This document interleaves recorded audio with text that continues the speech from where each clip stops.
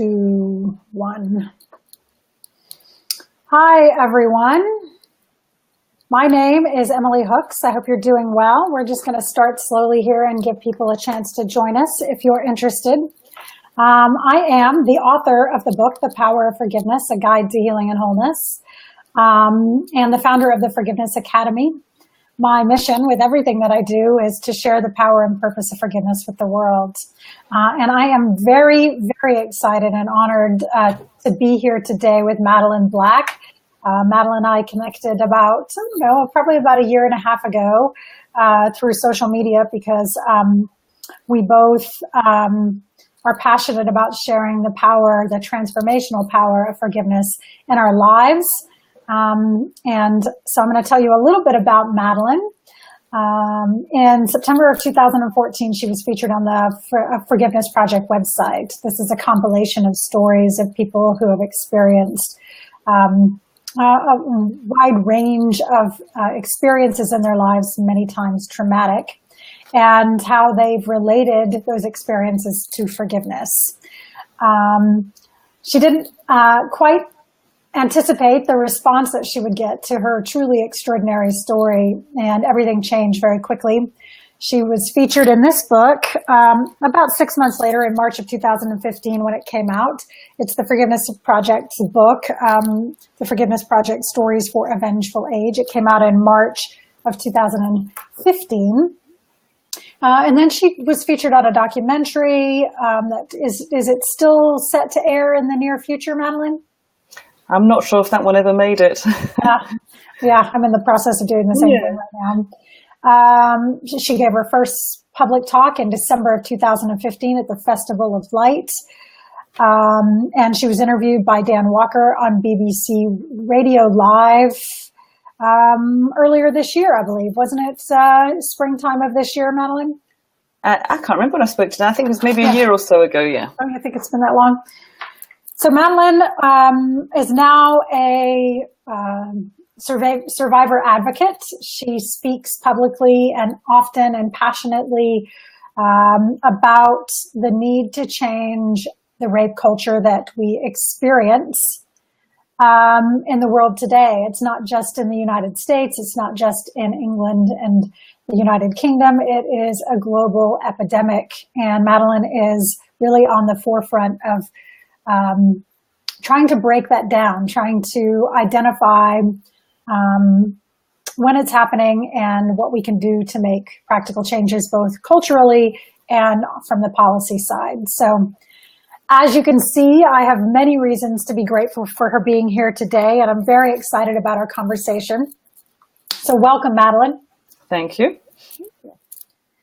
I'd like to start, well, first of all, I'd like to start by saying I thoroughly enjoyed reading your book. Here's Madeleine's book, Unbroken, and I'll put a link up in a few minutes to where you can buy that. You can get it on Amazon. I thoroughly enjoyed reading the book, and I was surprised by many of the things that I discovered. Mostly related to the many, many things that you did to heal and really overcome the trauma that you experienced. But to create a framework, and because people will want to know, I would like to start by hearing the story, particularly the when you were 13 years old, and sort of what happened that set you off on this long journey. Well, my story starts really in the late 1970s when I was 13 years old and I was gang raped by 2 American teenagers.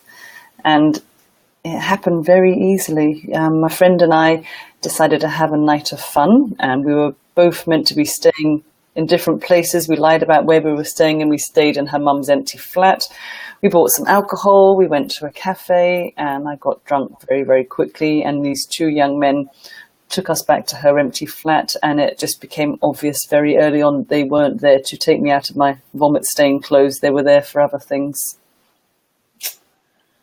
Yeah, when I read that part of the book, as I'm sure is true for many people, in fact, most people, particularly people who have experienced similar trauma in their life or trauma, it was very, very challenging to hear the details of that. And I just want to say, I think it was probably a difficult decision to decide how much of that to include. And I think I thought a lot about it, and I think it was a brave thing to do. My personal experience is that it is, our ability to take away people's ability to say, yeah, but, and we do that by sharing our stories, by saying, maybe I understand, maybe I don't, but here's my story, and I hope it helps. So I just want to praise you for that, for the strength that I know that had to have taken. Yeah, it was a real process to decide whether to include all those details or not. To start with,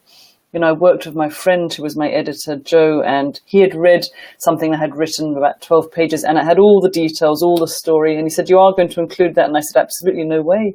There's no way I would let people read what they had done to me. And then I saw that I still had so much shame and guilt around that event. And then I worked it. And he said, as a man, for him, it really helped him to understand what can take place. He just thought if a woman was raped, then she would be overpowered. He didn't really think about the violence or what could take place. So it stayed with me, his thoughts. And when I finally got a contract, I got a publisher, and they said, I don't think we should include all the details. It's too much. I said, no, I insist. It has to go in, because I just thought, I don't want to be ashamed anymore. And if I sanitized it and cleaned it up, I wouldn't be honest to me or honest to other people of what can really take place. So it was very interesting for me to see how I went from one extreme to the other of really not sure to thinking, actually, yes, it has to go in. Yeah. Yeah, I experienced a similar transformation. And I recognize in me that when there's something I want to leave out, there's more opportunity for deepening my healing as it relates to that, because it is the past.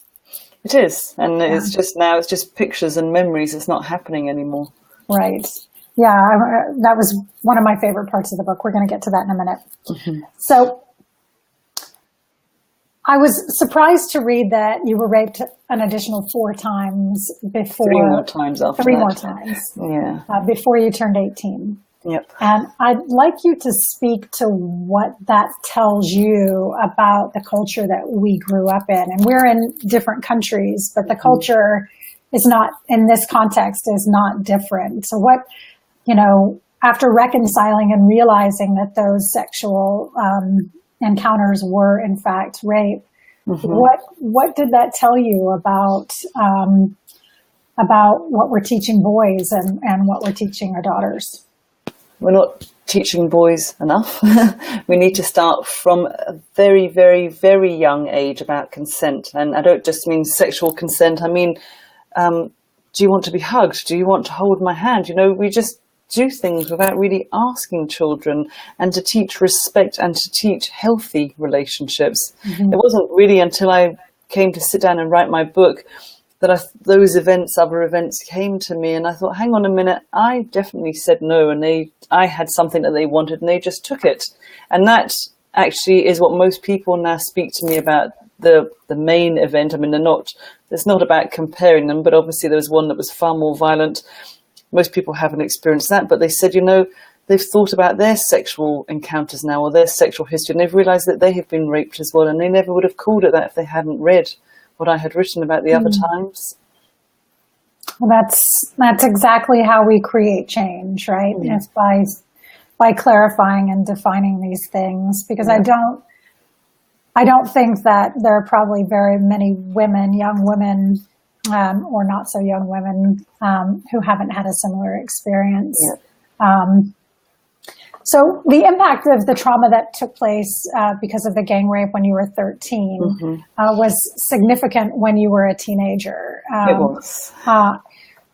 And I'm curious if you have any advice for parents, because you tried really, really hard to find your voice during that time, and it showed up as acting out, and I did exactly the same thing. So I understand that we're trying desperately as young people to get people's attention and to say, listen, something isn't right, but I can't articulate what it is, what happened. Do you have any advice for parents who might have teenagers who are, demonstrating that they might have experienced some trauma but can't find their voice. Well, parents, teachers, family, when a kid is acting up, don't just assume they're being naughty or they're just being bad teenagers. I'm not saying that in every case there may be trauma behind it, but I went from a normalish kind of geeky, shy teenager to someone that wouldn't speak, wouldn't eat, just wouldn't communicate, just numbed out any way that I could. And to me, it must have been obvious that something must have been the matter, but nobody ever asked me, nobody ever checked it out. What had happened to you? And interestingly, when I wrote my book, I asked for my hospital notes from when I had been in a psychiatric ward after I attempted to kill myself. And there are about 200 pages, but they sent me notes for all my visits to the children's hospital. So about 150 of these notes were for tonsillitis and for a kidney infection. And just 50 pages were for an 8-week visit to a psychiatric ward where I had depression and anorexia and I'd taken an overdose. And I just wanted to see, did they actually know what was going on with me? Did anybody suspect anything? They were clueless. I forgot to mention when I introduced Madeleine that she is also a psychotherapist. And so I'm wondering, from a professional standpoint and from maybe opportunities to speak in professional forums, if this is shifting or if it has shifted, when it shifted, because I had the same experience. But I wonder, now we recognize this. So, when a young person encounters a mental health professional, are they more prepared to ask the questions about trauma? Well, it's not an area that I work in. I don't really have contact with children or psychiatric wards, so I'm not sure, but I'd really like to hope so. Yeah. I'd really like to think that things are better. And I think the more people speak out, then we are educating people. We are making people more aware of signs or, respecting young children or hearing the children's voices. So I'm hoping that change is coming. It can't be as bad as it was then. Yeah. So when you did finally tell your parents, your mother responded with silence, not complete silence, but being quiet. She pulled back a little bit, and you interpreted that to mean that she didn't believe you initially. And I think that's a very common response. I know I felt that way many times in my life. And then after your father died, 20-something years later, you shared what had happened, and she shared that something similar had happened to her when she was 8 years old, I believe. 8 years old, yeah. I'm curious if in that moment when you were talking to your mom, if forgiveness took place, or if it was the foundation for finally getting to a place of forgiveness. Is that something you've consciously thought about and worked on, the relationship to forgiveness with your mother? Yeah, I never really thought about that part of forgiveness with my mum. It just wasn't really about that for me. It was more about, it just suddenly made sense of why she behaved that way she behaved when she was confronted with what I was saying. Because she had never told my dad. They'd been married for nearly 40 years before he died. They had 5 kids. She'd never had any support, no counselling. She was only 8, 9 years old, and she was raped more than one time by a neighbour. And this man was charged. He went to prison, but my grandparents moved while he was in prison, and they never spoke about it again. Yeah. And it was only when I was having therapy many years later, when my eldest daughter was turning 13, and I was speaking to my mum about it, that's when she told me. And I just felt so sad for her. I just thought, gosh, all these women and men that have all these stories inside that they never share because they're ashamed, or they never get the help, or they feel guilty. And it wasn't really about forgiveness. It just melted away any resentment that I had harbored towards her. It just put all the pieces together. Yeah. It made me understand why she behaved the way that she behaved that time. Yeah. For me, that what you just described is forgiveness. It doesn't have to be a conscious choice, and we don't have to call it that. Forgiveness is really just a framework for, the evolution away from resentment and shame and to wholeness, to an experience of love and connection with other people. So I think that's beautiful. And I'm sure your mom is very grateful. So you forgave the boys who raped you when you were young. And I'm curious if that act, that conscious act, because that, unlike what we just spoke about with your mom, was a very purposeful thing to do. Yeah. You chose to forgive them. Has that made forgiving other people more easier for you? Is it something that that is a part of who you are now? Now that you've forgiven what I call the big one. Mm-hmm. Yeah, it's interesting. Sometimes you can get really annoyed with people, and you think, and so with something really small, you think, gosh, I can't let that go, but I can let that go. So yeah, it's something I still work all the time, but I don't think now I feel the immediate hurt if somebody's hurt me, and then I sit with it for a while, and then I can let it go. You know, beforehand, I would have maybe hang on to it for a lot longer. Yeah. So I can let go of things much quicker. Yeah, that's such a blessing. So I have one more question about what happened earlier in the book and in your life, and then I'm very excited to talk about all these extraordinary things you've done to facilitate healing in your life. There's a lot of conversation around me right now here in Austin, Texas, about trauma and healing trauma, and so I do feel that there's a cultural shift taking place as it relates to figuring these things out, and instead of burying them and trying to control people who feel wounded.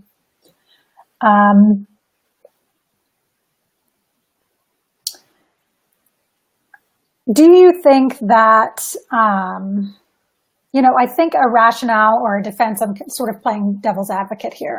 I think one of the defenses that a lot of people have who don't really want to talk about the normalcy of rape culture on a global level, the defensive to this idea of how epidemic it is, one argument that they have is that it's an anomaly that happens geographically, that, that's just something that those boys learned while they were in London in the 70s, right? Mm-hmm. And because you're from this small town in this place in Texas, it's just what might have been normal there.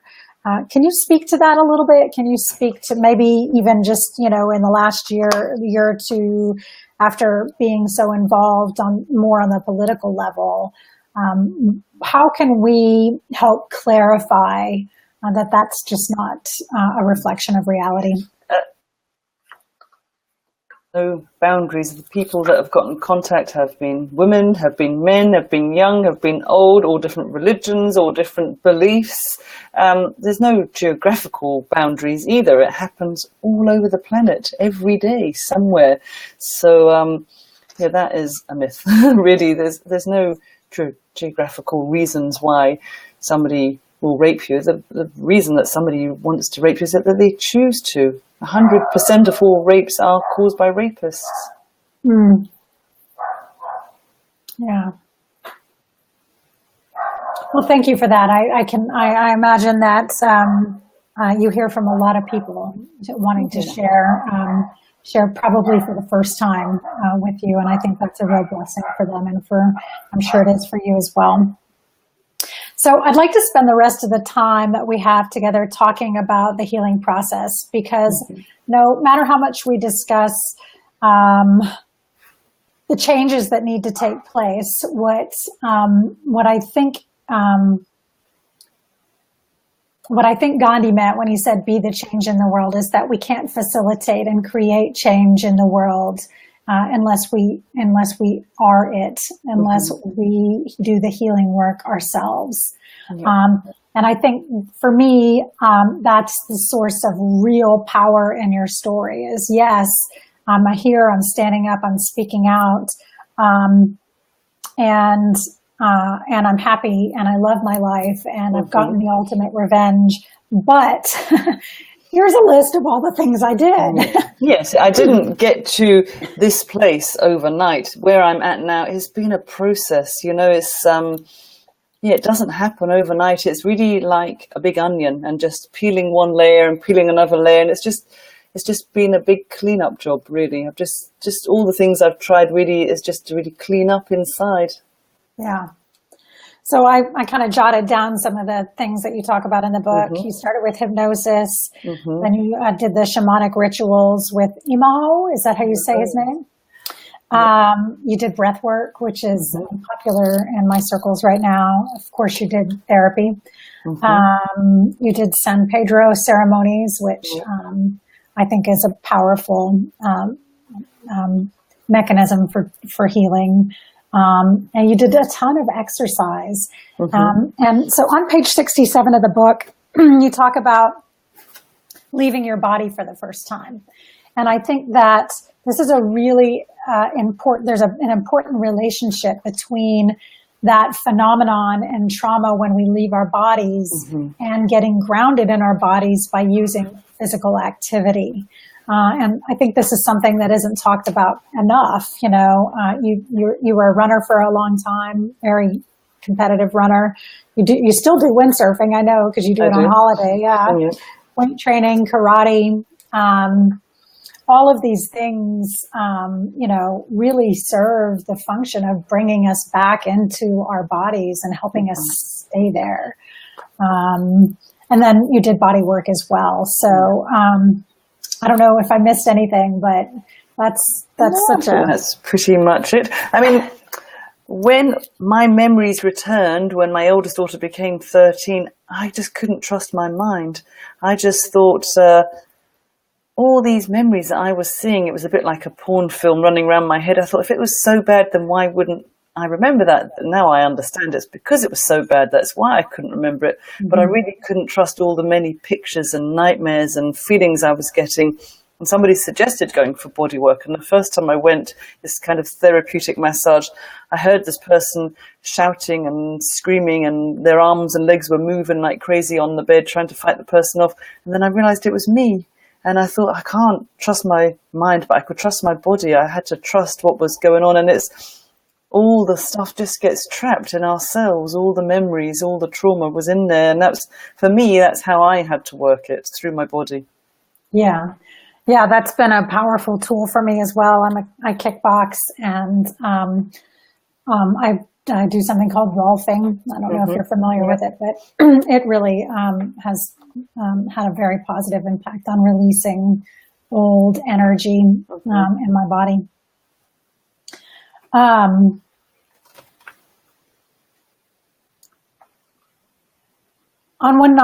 page 190 of the book, you talk about something called the essential self.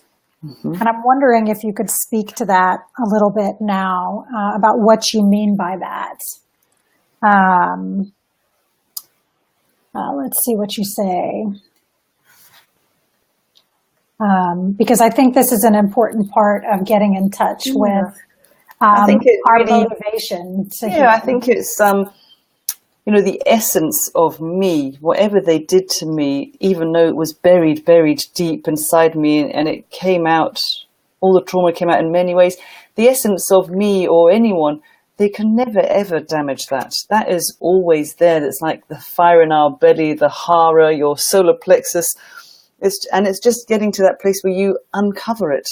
You know, as all that stuff gets layered on it, and it's just really finding your true self again, the self that you came into this planet with, the way that you were born, that can never be touched by whatever they did to me. Yeah. What I love about that is while there are a lot of spiritual and religious contexts to put in that, or to put that in, it takes all of that away from it, and it just talks about the universal human experience of something being essential inside of us, something untouchable. Yep. If you don't mind, I'm just going to read a couple sentences from the last part of this chapter. You said, I saw that whatever had been done to me, the essence of me, was still there, and that I could never be touched by anything ever done to me. In that moment, in the moment of realizing that nothing could touch that part of you, I became even more determined to do whatever it took to build on that feeling and to nurture the fire I felt in my belly. I felt a connection to something no physical or mental trauma could disturb. Yeah. What a blessing. Yeah. And I just think that's the real you, the true self that's not damaged or hurt in any way, the part that can never get damaged or hurt. And, we're not our events. We're not what happens to us. I'm not my name. I'm not my body. I'm not even my mind. I mean, we can't cut our mind open. It doesn't bleed. So we're none of those things. They're just judgments and memories. And so when we really get to see who we are in all of it, we're not what was done to us. Yeah. I think that's important for people who still have an experience of feeling like the person that the things were done to. Just to recognize that there is a space inside of all of us that is untouchable. And my hope and my prayer is that would be a motivation for people to find that for themselves. Remind me, what were you doing body work at that time? Was it a massage response? I was having breath work at that time. Breath work. Yeah, I've heard wonderful things about breath work. Yeah. I would say one session is really equal to about 10 sessions of therapy. It's very intense, but it's very fast and deep. And it just takes you to a connection of yourself that I had never experienced before. It was my connection, but none of the trauma was there. Yeah.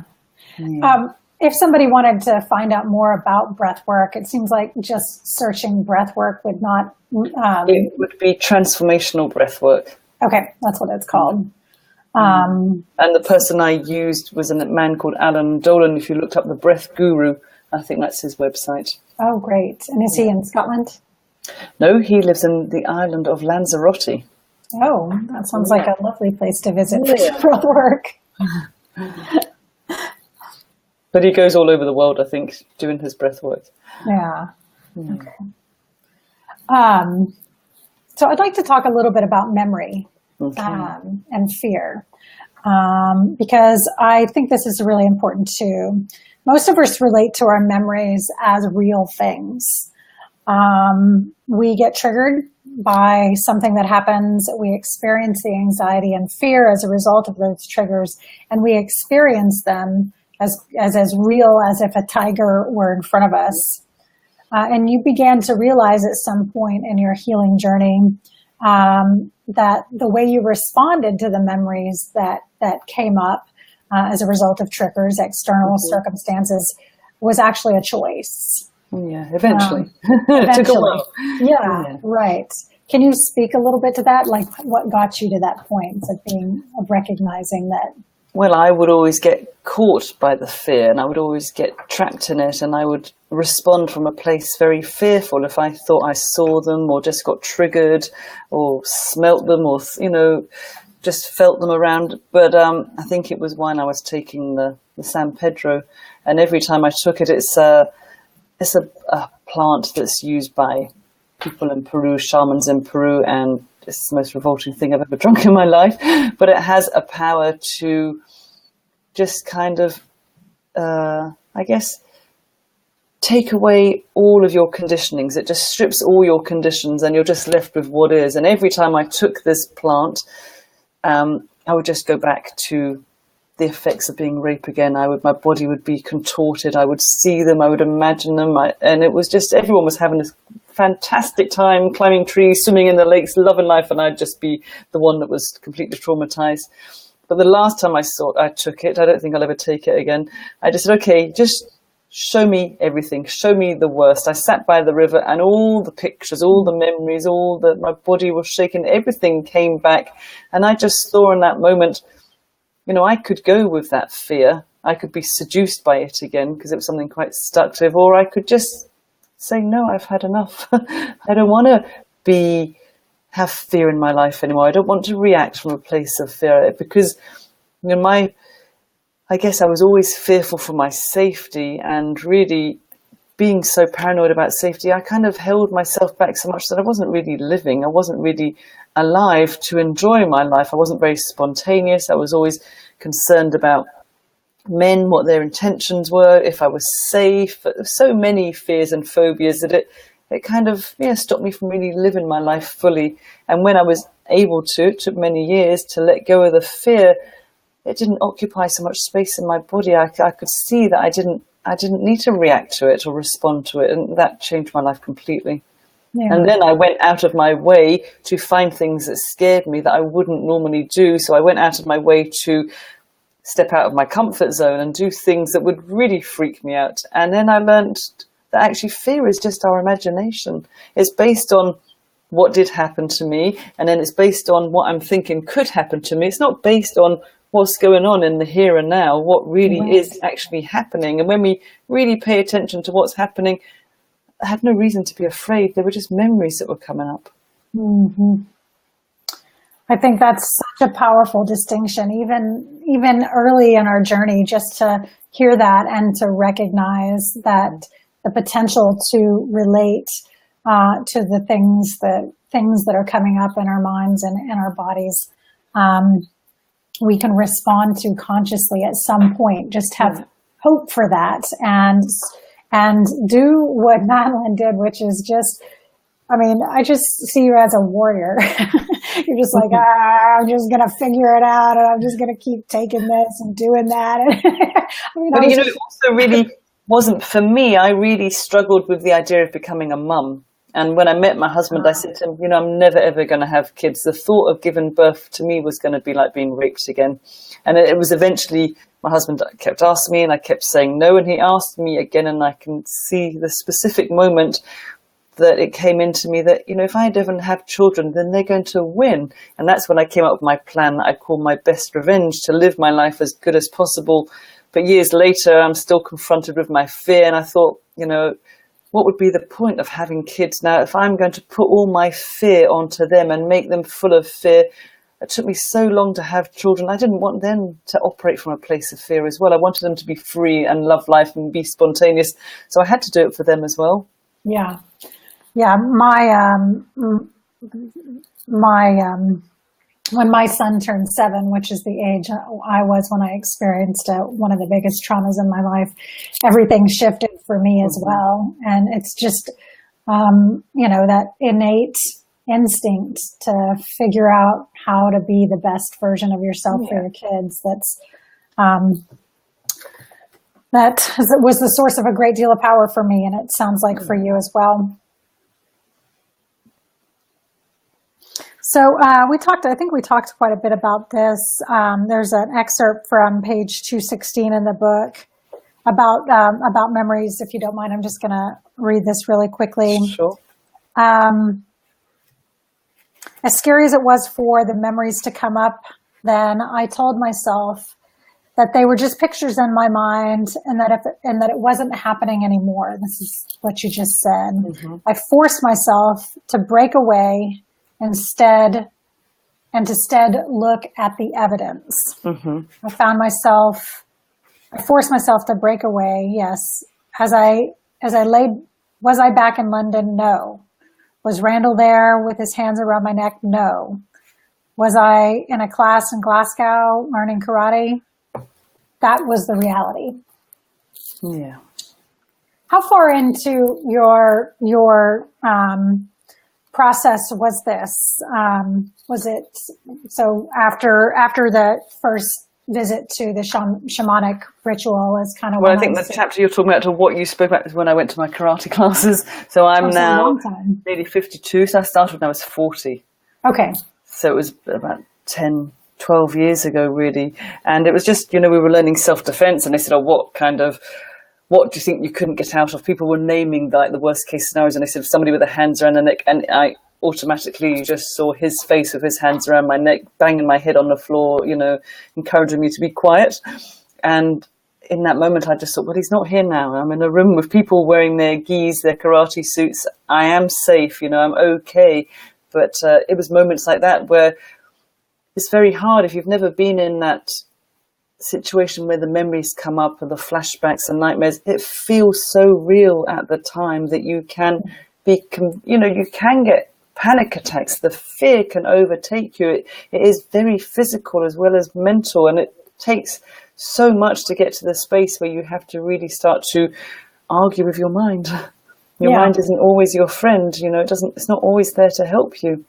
Yeah, absolutely. But I do believe that something will trigger these memories, and I think they are triggered because your mind then does think you're strong enough to face them. So they will come up for you when you're ready to start to deal with them. And as hard as it is, it's actually a very good stage in your healing, because it means that it thinks you're strong enough now to release the not so easy memories. I really like that. That we can have a little faith in our experience. And when we know the potential, which is, the beauty of hearing stories like yours, then we can have, we can allow ourselves to move through that process. And allowing is a kind word, because it is very, very difficult. Yeah. This work isn't easy. So I define forgiveness as a process of self-actualization, and we're in this process, and we talked about this, we're moving through our hurt feelings. So we're not denying them or repressing them or ignoring them. And you just describe this idea of moving through the feelings towards feelings of love. And actually, this was one of my favorite parts of the book. It's in chapter 33, Facing Fears. You say the way in is the only way out, and I absolutely love that play on words. Can you share with us what that means to you? Well, I think when it had all happened, as I said before, I would do anything to numb out. So I would take drugs, I would drink, I became anorexic, depressed, promiscuous, anything not to feel and not to think. And those were all things that were outside of me. I wasn't connected to myself. And I really, when I became determined to clean up once and for all, I had to go inside. It was always an inside job. It was never any of the therapies, which obviously did help. It was never any of the talking therapy. It was me taking that journey internally to face all that they had done to me. I had to really look at it, because I just wanted to push it all away. But the more I pushed it away, it would actually just come back even stronger. So I realized it's not going away. It wasn't so bad that the memories were coming up. What was so bad was what I was doing with them. The denial, the refusing to believe it, the feeling nauseated and repulsed, and all the feelings of contaminated and worthless all came back up. Everything came back up with the memories, and I had to really learn to find a way to be grounded, to be connected, to stand very straight in all that was happening and face it all. And then I realized, like I said before, okay, they didn't kill me. They might have tried, but I am still here. I have chosen to have a good life. I do have a good life. And it was my choice to really decide to just let it go. And once I accepted all that they did to me, actually, it was a lot easier. It was a lot more peaceful than me fighting and just arguing with the facts. Yeah. So I had to really find a place inside where I learned to be okay, to be strong about it. My favorite passage from the Tao says, whoever can see through fear will always be safe. Yeah. And I think that's what you're describing. There's a sense of safety and a deeper sense of knowing and understanding on the other side. There was a real knowing that I had to do this. If I didn't do it, it was just going to chase me. And I just got tired of doing all the work. I didn't want to put it on hold, then it would chase me, put it on hold, then it would chase me. So I thought, once and for all, I'm going to have to face it. Yeah. Yeah. I'm glad you did. Yeah, so am I. So let's talk about possibility, because I want every survivor and everyone who supports them on their healing journey to know and to really hear what life is like afterwards. And I think we've talked a lot about it. For me, and it seems to me too, the final step is this idea of finding meaning. Through sharing your story, are you able to find meaning in the narrative? How has sharing your story changed this relationship that you have to meaning as it relates to the painful experiences you've had? Well, I guess for me, what kept me quiet for all those years was my shame and my guilt. And I was paranoid of people finding out. I thought if they found out, then they would see me the way that I saw myself, which was worthless, useless, contaminated, dirty, no point to me, all of negative self-image and low self-esteem. But what speaking out has done and what writing about it has done meant that I've had to stand in my shame. When my friend, my editor, Joe, said you need to include all those details, I realized I was still so ashamed. I just, with the thought of people finding out what they had done to me, I thought they would be disgusted and they wouldn't want to speak to me and it would change their relationship with me. And then obviously I transformed that thought and decided to include all the details. And I thought, I'm not the details. I'm not what they did to me, but it's taken me a long time to really work that out. So I think the biggest thing has been to stand in my shame. And the more I stand in my shame and confront it, it's diluted it. It's really helped to just disappear. Now I honestly have no shame at all, but that has taken a long time to get there as well. I mean, it's nearly 40 years ago this happened to me. So it's only really been the last few years that I've come to the place now where I don't care if people know anymore. I don't want to hide. The pressure of hiding and keeping it secret was like having a beach ball and trying to constantly hold it underwater. The pressure was just huge, and I just didn't want to hide anymore. I just got tired of being exhausted from holding on to all the secrets. Yeah. That's all the questions I have. We do have a few people on live. Hi, welcome. I want to take just a minute to let them ask questions if you have any questions. And while we wait for that, if you have any resources or upcoming events that you'd like to share with people, I'm actually going to put a couple links on the screen for people to see. So what do you have going on in the near future?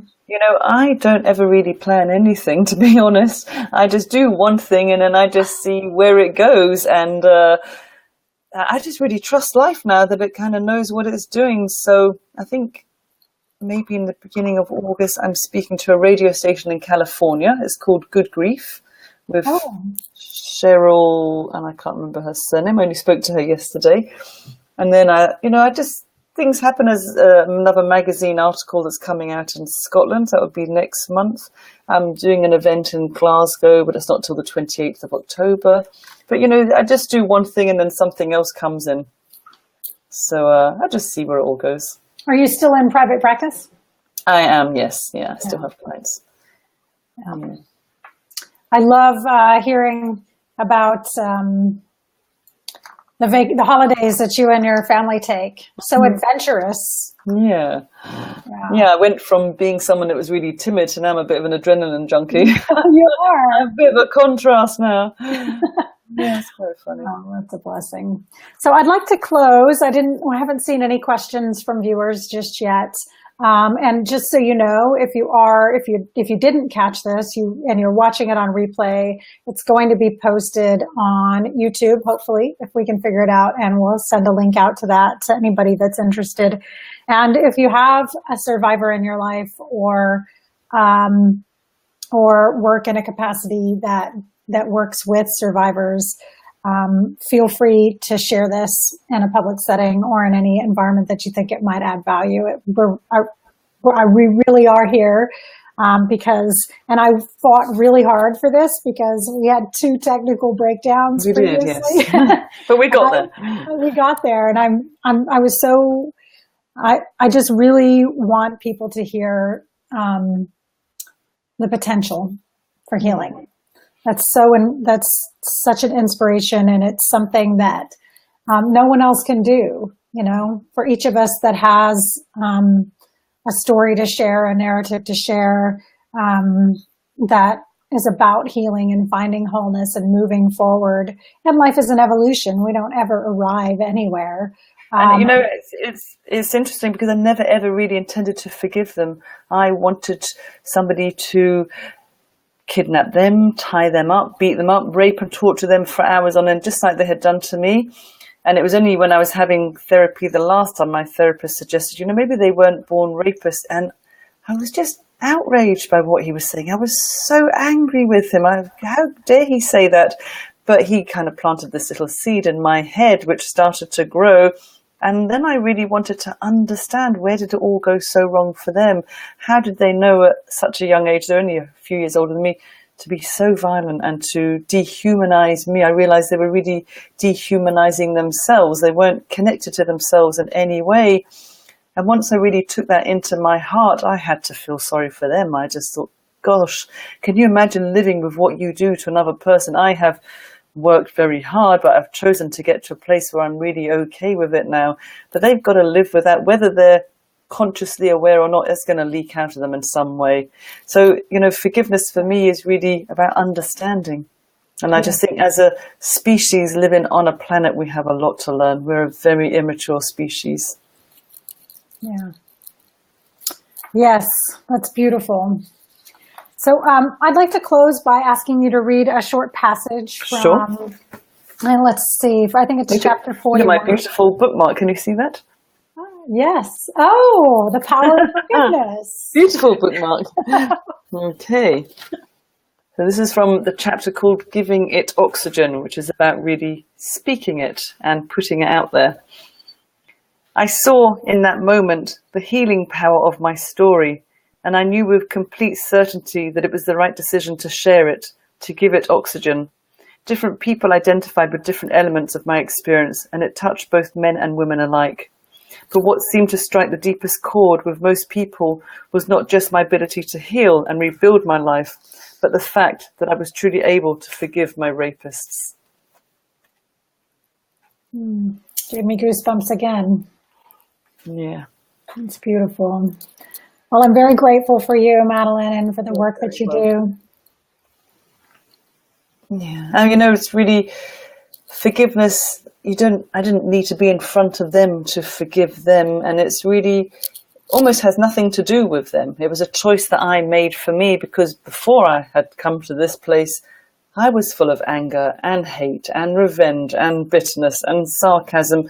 And then I realized they have no idea at all that I am carrying all of this. It doesn't impact on their life in any way. The only person that's hurting was me, my family, my kids, my friends. So for me, I chose this. It's nothing about them. I wanted to be able to let go of the shame and the guilt, and it's brought me peace. It's much easier to live my life from this grounded, centered place than living my life from anger and fear and hatred. So don't do it for anyone. Don't do it for them. Do it for yourself. Absolutely. Yeah. I think that's a perfect way to wrap up. And I just want to thank you again. You're very welcome. Always a pleasure to speak to you. Yeah. Okay. Well, have a blessed evening. And thanks, everyone. Feel free to reach out if you have any questions. Be kind to yourself and others. Bye. Bye, Madeleine.